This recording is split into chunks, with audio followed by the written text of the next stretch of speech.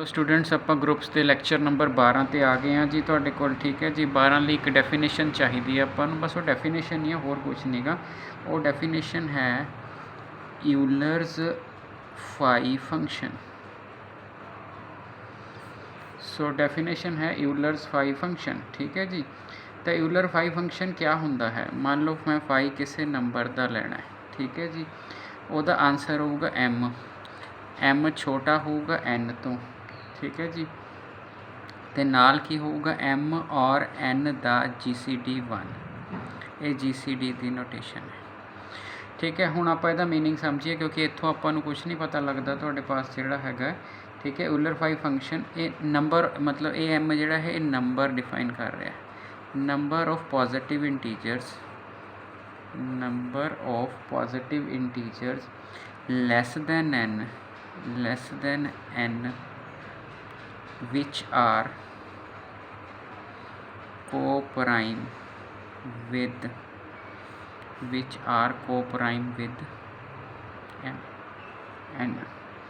m तो गिनती है तो कोप्राइम का मतलब क्या होंगे जी? GCD 1।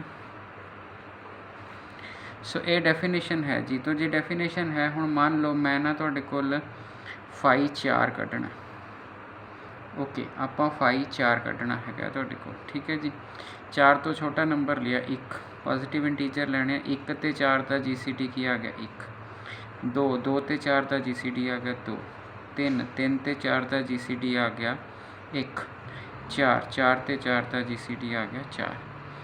ठीक है जी, तो तुहानूं पता लग गया तुहाडे कोल भी जिहड़ा हैगा GCD किवें निकालते हैं। GCD का मतलब कॉमन होंदा है ना। सो अगर 1 लिखूँगा, 1 दे तो फैक्टर आही बनने हैं, तो 4 दे भी आही लिखांगे, 2 गुणा 2 ला लो, पर कॉमन तो 1 ही निकलना है ना।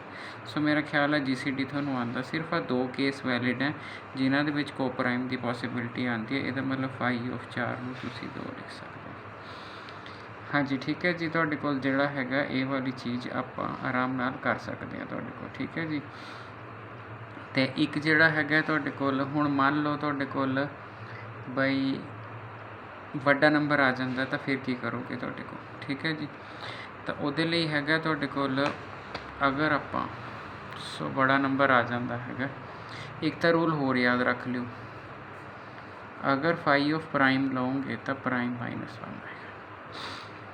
ठीक है जी, तो प्राइम अगर प्राइम की वैल्यू -1। ठीक है जी, एक रूल होर याद रख लियो, अगर फाई ऑफ MN होया तो फाई ऑफ M तो फाई ऑफ N हो जाता है, पर हरेक केस विच नहीं होंदा।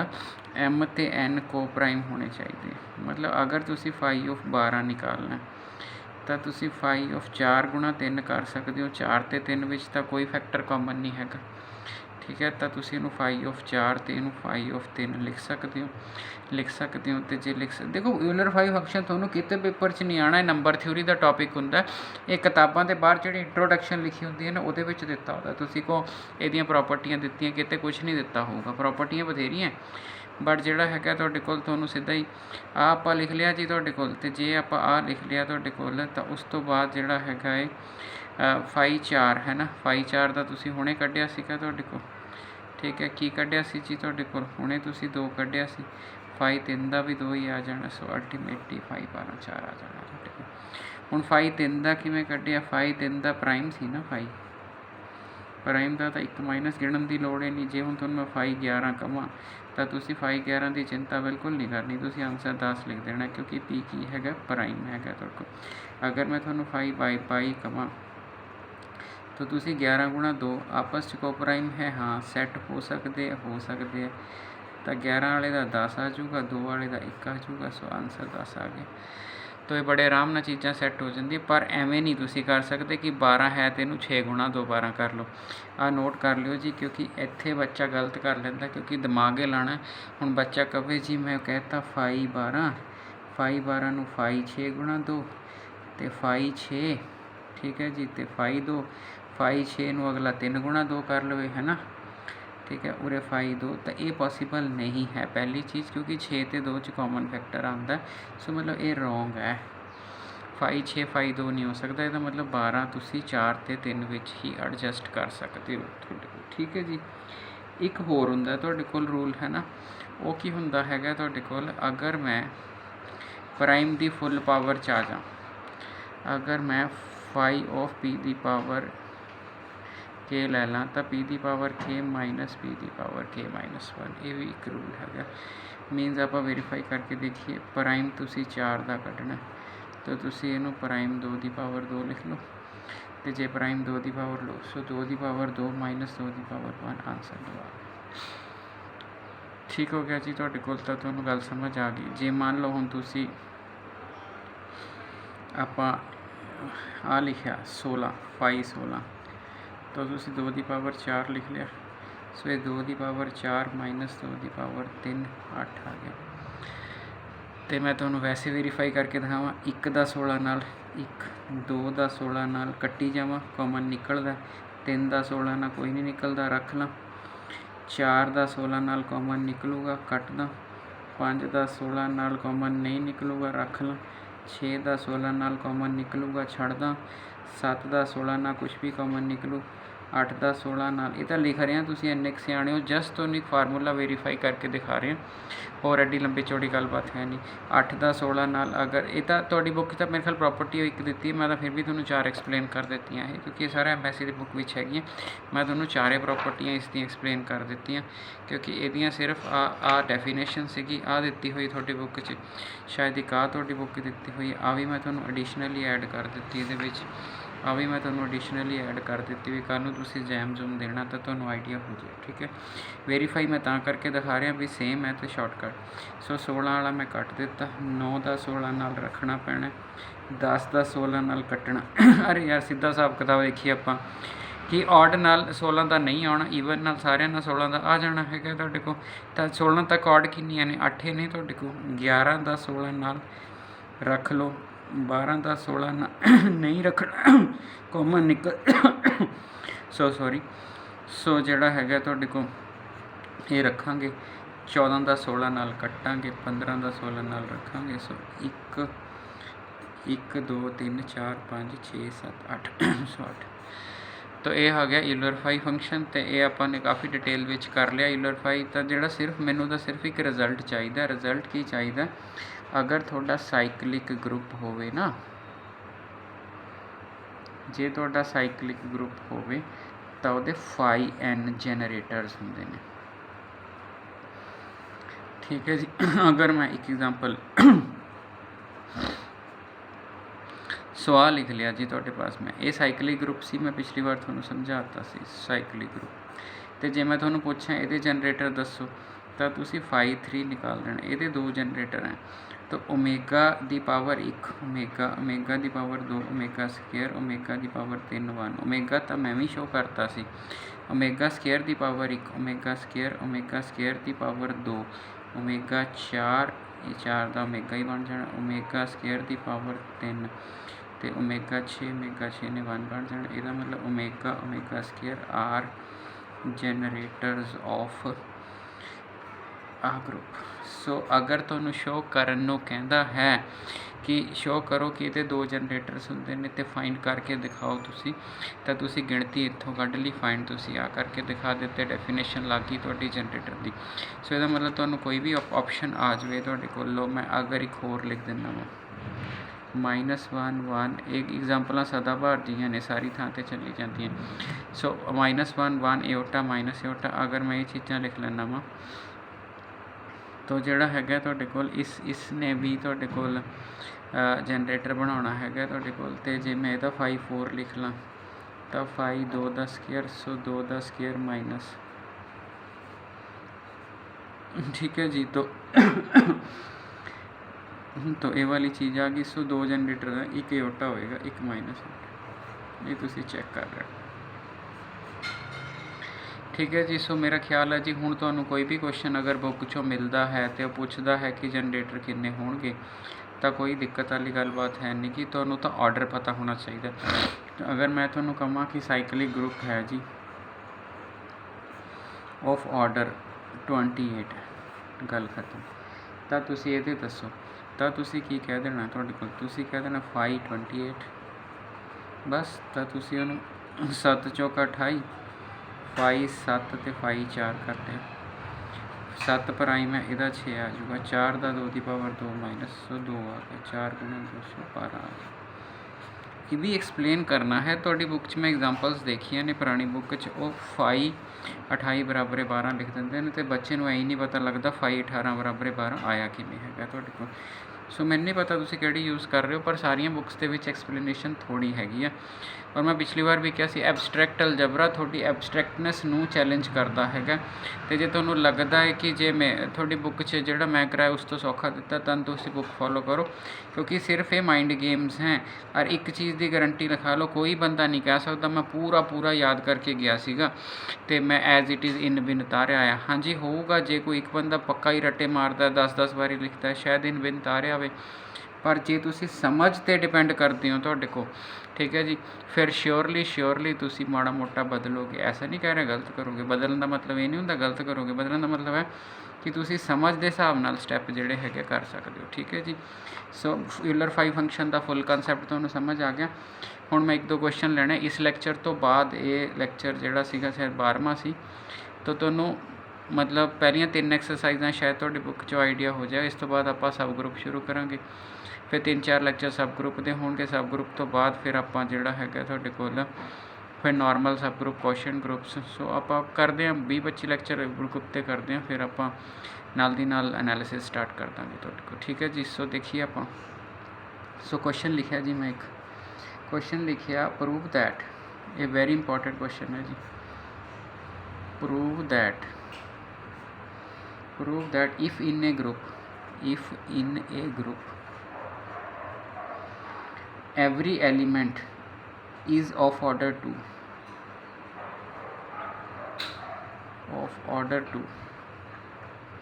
except identity का नहीं दो होंदा ठीक है then G is a billion। सो तुहानू कहंदा जे एवरी एलीमेंट हर एक एलीमेंट का ऑर्डर 2 है तो तुसीं बिलियन होवोगे ठीक है जी। सो आपां ने की दिता आपां ने इहदा सोल्यूशन देना तो सोल्यूशन दे विच for all A, B belongs to G we have आपां नू की दिता जिन्ने भी A B नू बिलोंग करदे उन्हां सारिਆਂ का ऑर्डर 2 है। ऑर्डर की डेफिनेशन आउंदी है ना सारिਆਂ नू। अब ए लिख लिया भी ये नाल आपां क्वेश्चन किया होया। सो ए इनवर्स ना गुणा की शॉर्टकट नहीं मारने जी जे प्री तो मल्टीप्लाई है तो प्री तो करनी है जे पोस्ट तो है तो पोस्ट तो करनी एक प्री एक पोस्ट नहीं कर देना। ए ई बन जाएगा इत्थे ए बन जाएगा इत्थे ए इनवर्स ई छड़ दो a is equal to a inverse.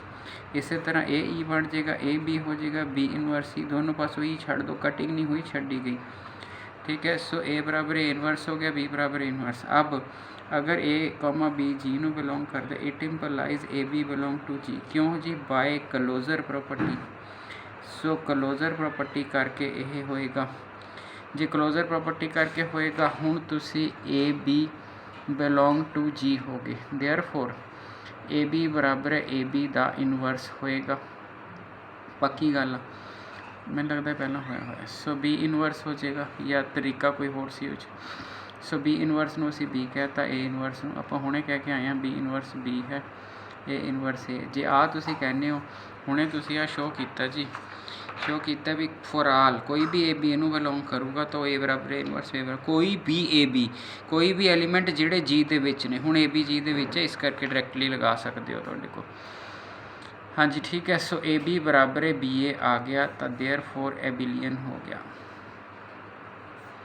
ठीक है जी। सो मेरा ख्याल है जी तुहानू क्वेश्चन समझ आ गया तुहाडे कोल। सो एक थोरैटिकल क्वेश्चन हो रहा है जी तुहाडे कोल वो देखिए आपां वो भी कुछ ऐसे तरह का पर थोड़ा जिहा थोरैटिकल होएगा। Prove that in a group of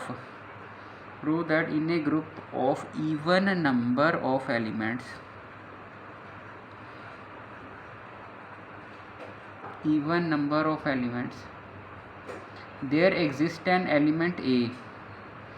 prove that in a group of even number of elements ने there exists an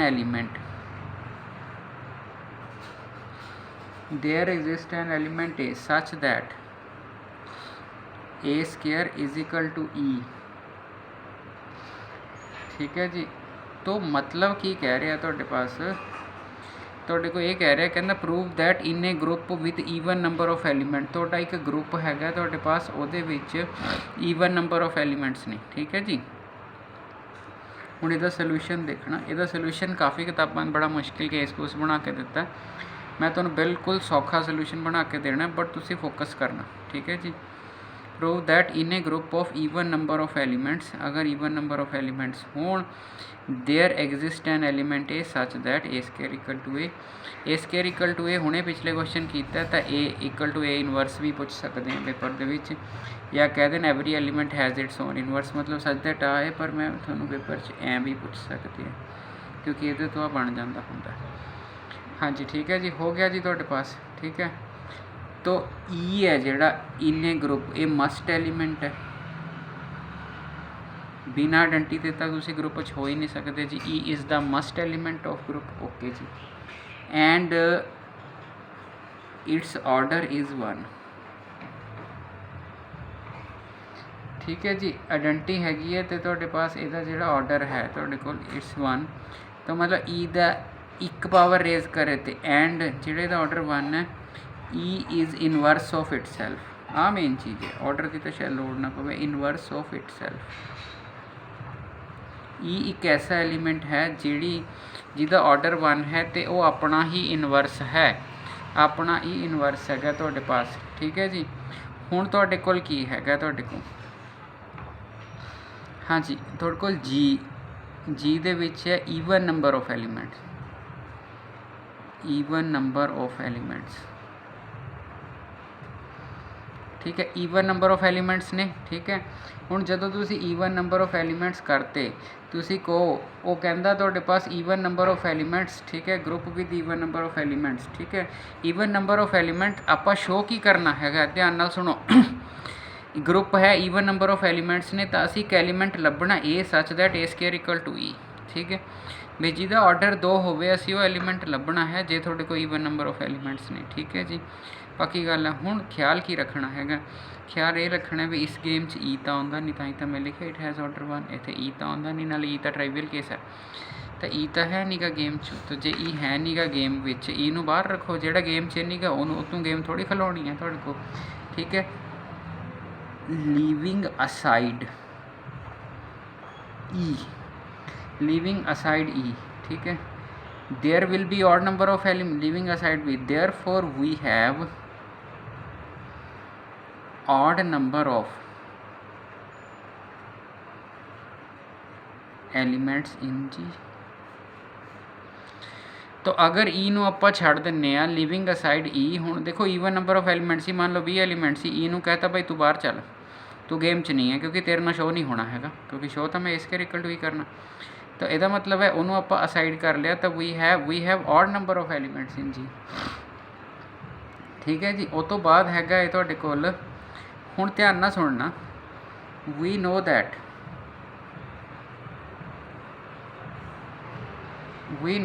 if B is inverse of, simple, if B is inverse of c, then c is also inverse of b. अगर b is inverse of c है, क्योंकि तुम यहीं लिखते होंगे हैं ना, b star c is equal to e, तो जे बी, ठीक है जी, आइडेंटी ग्रुप चो बाहर सिर्फ उस प्रॉपर्टी ली गई है, ऐसा ना सोचना आइडेंटी ग्रुप तो बाहर चली गई जी, हुण ग्रुप पे नहीं रहा। जो लिविंग असाइड ई किया वह मतलब ये नहीं गा कि आइडेंटी गेम चो मतलब आइडेंटी नूं छड्ड ही दिता गया, हुण तां ग्रुप च आइडेंटी नहीं जी, हुण आपां बिना आइडेंटी ग्रुप खेड रहे हैं ना। आइडेंटी उस प्रॉपर्टी लई छड्डी हैगी है जिस प्रॉपर्टी नूं क्वेश्चन दे विचों कहंदा है कि मेरा ए स्केयर ई आना चाहिए, ठीक है जी। सो ख्याल रखना, we know that if B is inverse of C then C is also inverse of B, ठीक है जी। तो यदा मतलब है तुहाडे पास, ठीक है। हुण ਇਹਦਾ मतलब की होया, ध्यान नाल सुनना, हुण थोड़े को नंबर है ऑड, ठीक है।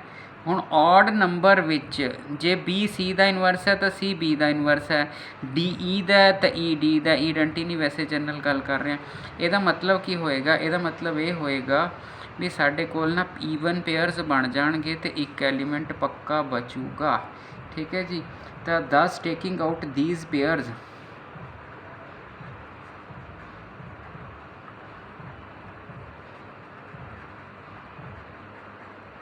ਦਸ ਟੇਕਿੰਗ ਆਊਟ ਥੀਸ ਪੇਅਰਸ ਕਿਹੜੇ ਪੇਅਰ ਜਿਹੜਾ ਬੀ ਨਾਲ ਸੀ ਬਣਾਉਂਦਾ ਇੱਕ ਪੇਅਰ, ਸੀ ਨਾਲ ਕੋਈ ਡੀ ਡੀ ਨਾਲ ਕੋਈ ਈ ਬਣਾਉਂਦਾ ਦੂਜਾ ਪੇਅਰ, ਈ ਨਾਲ ਕੋਈ ਐਫ ਬਣਾਉਂਦਾ ਤੀਜਾ ਪੇਅਰ। ਇਹ ਅੱਡ ਅੱਡ ਕਰੀ ਜੋ, ਪਹਿਲਾ ਦੂਜੇ ਦਾ ਇਨਵਰਸ ਹੈ, ਦੂਜਾ ਪਹਿਲੇ ਦਾ, ਤੀਜਾ ਦੂਜੇ, ਤੀਜਾ ਚੌਥੇ ਦਾ, ਚੌਥਾ ਤੀਜੇ ਦਾ, ਪੰਜਵਾਂ ਉਹਦਾ, ਛੇਵਾਂ ਉਹਦਾ, ਇੱਕ ਐਲੀਮੈਂਟ ਬਚ ਚੁੱਕਾ ਵਾ।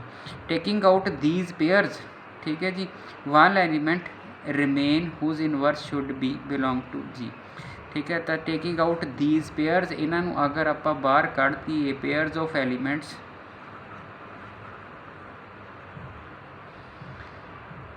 one element say A will remain, one element say A will remain। तो ये बड़ा ठीक ठाक क्वेश्चन है जी। Remain whose inverse should belong to G, ठीक है।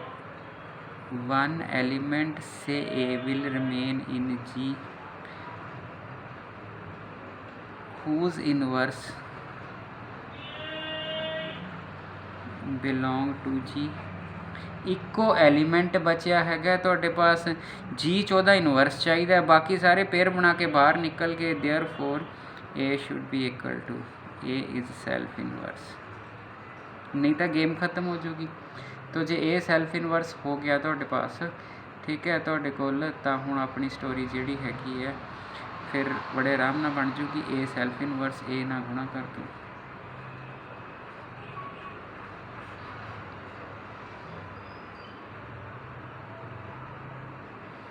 ਹਾਂਜੀ ਠੀਕ ਹੋ ਗਿਆ ਜੀ। ਤੁਹਾਡੇ ਕੋਲ ਜਿਹੜਾ ਹੈਗਾ ਇਹ ਕੁਐਸਚਨ ਹੁਣ ਤੁਸੀਂ ਬੜੇ ਧਿਆਨ ਨਾਲ ਦੁਬਾਰਾ ਦੇਖ ਲਓ ਜੀ। ਜੇ ਤੁਹਾਨੂੰ ਕੋਈ ਕਨਫਿਊਜ਼ਨ ਹੈ ਤਾਂ ਆਪਾਂ ਦੇਖ ਲਈਏ। ਸੋ ਇਹ ਇਸ ਤਰ੍ਹਾਂ ਕੁਐਸਚਨ ਹੋ ਗਿਆ ਤੁਹਾਡਾ। ਆਪਾਂ ਹੁਣ ਦੁਬਾਰਾ ਪ੍ਰੂਵ ਦੈਟ ਇਹ group even number of element there exist a such that even number of elements ਇਸ ਪ੍ਰੋਪਰਟੀ ਨੂੰ ਹੋਲਡ ਕਰਾਉਣਾ ਈ ਨਹੀਂ ਕਰੇਗਾ, ਕਿਉਂਕਿ ਈ ਦੀ ਪਾਵਰ ਹੀ ਕਿਤੇ ਈ ਕੁਐਸਚਨ 'ਚੋਂ ਬਾਹਰ ਚਲਾ ਗਿਆ। ਹੁਣ ਰਹਿ ਗਿਆ ਤੁਹਾਡੇ ਕੋਲ ਔਡ ਨੰਬਰ। ਔਡ ਨੰਬਰ ਹੈ ਇਨਵਰਸ ਹਮੇਸ਼ਾ ਪੇਅਰਿੰਗ ਵਿੱਚ ਐਗਜ਼ਿਸਟ ਕਰਦਾ, ਮੈਨੇ ਐਲੀਮੈਂਟ ਉਹਦਾ ਇਨਵਰਸ ਉਲਟਾ ਉਹਦਾ, ਠੀਕ ਹੈ। ਤਾਂ ਇਹ ਸਾਰੇ ਔਡ ਵਿੱਚੋਂ ਪੇਅਰ ਖਤਮ। ਜੇ ਮੰਨ ਲਓ 11 ਨੇ, 11 ਚੋਂ 10 ਤਾਂ ਪੇਅਰ ਬਚ, ਇੱਕ ਬਚ ਗਿਆ, ਬਚੇ ਹੋਏ ਨੇ ਕੋਈ ਕਸੂਰ ਤਾਂ ਕੀਤਾ ਨਹੀਂ। ਹੁਣ ਐ ਤਾਂ ਕਹਿ ਨਹੀਂ ਸਕਦੇ ਇਹਦਾ ਇਨਵਰਸ ਡਜ਼ ਨੋਟ ਐਗਜ਼ਿਸਟ, ਫਿਰ ਗਰੁੱਪ ਕੀ ਕਰਦਾ, ਇਹਦਾ ਮਤਲਬ ਸੈਲਫ ਇਨਵਰਸ ਹੋਏਗਾ। ਤੇ ਤੁਹਾਡਾ ਕੁਐਸਚਨ ਠੀਕ ਹੈ ਜੀ। ਸੋ ਨੈਕਸਟ ਲੈਕਚਰ ਸਭ ਗਰੁੱਪ ਸ਼ੁਰੂ ਕਰਾਂਗੇ। Thank you.